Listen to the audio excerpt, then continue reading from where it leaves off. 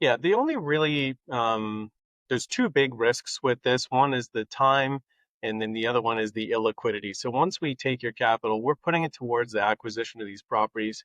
We can't pay out the returns until we exit those properties, but this is what we always describe as the best downside protection that you could possibly get in any sort of investment. Because instead of just investing in some sort of like prospective AI stock, which yes, 1 out of 100 of them will be Tesla, but for the rest of them, they might just straight up fold and you could lose all your money.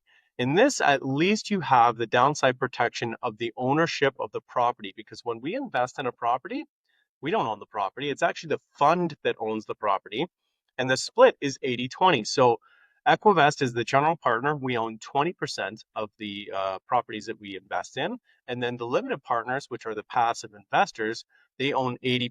And we have a preferred return structure, meaning that once the projects come to fruition and we exit, the first entire 8% is going to our limited partners. Then in private equity, there's something that's called 2% catch up, which is basically the distance between 8 and 10% is 2. That's Equivest profit. Everything beyond 10% is split as 80-20.